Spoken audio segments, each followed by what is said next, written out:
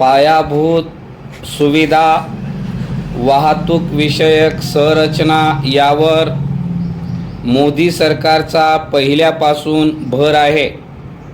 विकासाला गती देण्यासाठी या गोष्टी आवश्यक असतात हे खरे, मात्र तेवढेच पुरेसे नसते. त्याच्या जोडीने आर्थिक औद्योगिक विकासाची संपूर्ण परिसंस्था उभी करावी लागते, तरच विकासाचे उड्डाण साध्य होते. नवी मुंबई विमानतळाचे उद्घाटन झाल्यानंतर सत्ताधाऱ्यांकडून मोठे दावे केले जात असल्याने या तथ्याची जाणीव करून देणे आवश्यक आहे. याचे भान ठेवूनच या नव्या विमानतळाचे स्वागत करावयास हवे. बृहन्मुंबईला अजून एका आंतरराष्ट्रीय विमानतळाची गरज आहे, हे सुरुवातीपासून नियोजनात होते.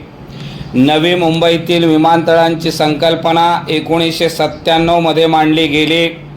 ही जागा सिडकोच्या अखत्यारीत असल्याने विमानतळाची उभारणी शहरे विकसित करणाऱ्या सिडकोने करावी असे ठरले. तेव्हा या संकल्पनेला प्राथमिक मंजुरी मिळायलाच 2007 हे वर्ष उजाडले. दरम्यानची अनेक वर्षे भूसंपादन आणि पर्यावरणीय मंजुरी मिळवण्यात गेली. एखादा प्रकल्प पूर्ण जाण्यास कशी अडथळ्यांची शर्यत पार करावी लागते याचा आणखी एक अनुभव या प्रकल्पाच्या निमित्ताने आला. हे का होते याच्या मुळाशी जायला हवे. तसे गेले तरच क्लिष्ट कायदे कानून, लाल फितीचा कारभार, समन्वयाचा अभाव आणि संकुचित आणि लघुदृष्टीने राजकारण अशी बहुविध कारणे समोर येतात. कधीतरी याबाबत गांभीर्याने विचार करून आमूलाग्र परिवर्तन घडवण्यासाठी प्रयत्न करायला हवेत.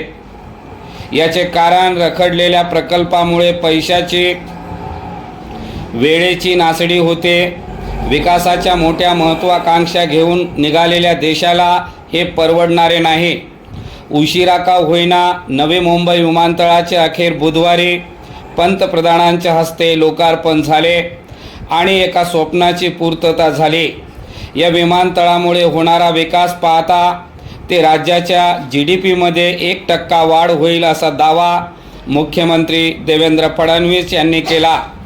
परंतु हे केवळ एका विमानतळामुळे होणार नाही, तर सोबत अपेक्षित असलेली व्यावसायिक औद्योगिक प्रगती यातून होणार आहे, हेही लक्षात घ्यायला हवे. नवी मुंबई शहराच्या स्थापनेनंतर आजूबाजूच्या परिसरात अनेक मोठे औद्योगिक प्रकल्प सुरू होत आहेत. पार रोह्यापर्यंत मुंबई महानगर विकास प्राधिकरणाची हद्द पोचलेली आहे. कोकणातील समुद्र किनाऱ्यांचाही व्यावसायिक दृष्टिकोनातून विकास केला जाणार आहे. रायगड जिल्ह्यातील अनेक मोठ्या प्रकल्पाची सुरुवात यामुळेच झाली आहे.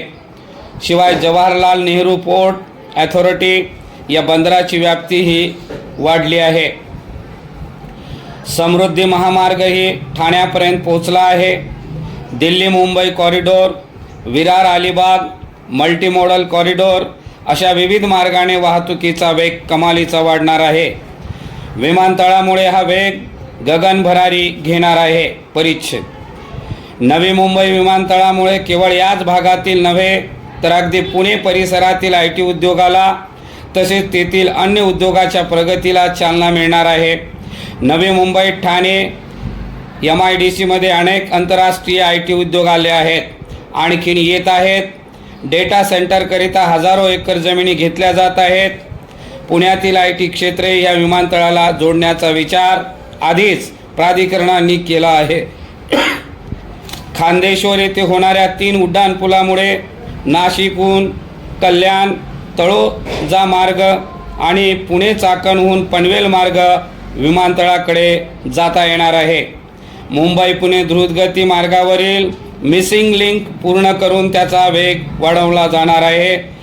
त्यामुळे हे विमानतळ पुण्यातील IT उद्योगाला नव्या वाटा खुल्या करून देणारा ठरणार आहे.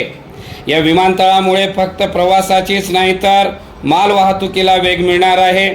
भविष्यात मालवाहतुकीची गरज लक्षात घेता JNPA बंदराचा विस्तार आणि नव्याने तयार होणाऱ्या वाढवण बंदरामुळे नवी मुंबई देखील पालघरला जोडली जाणार आहे.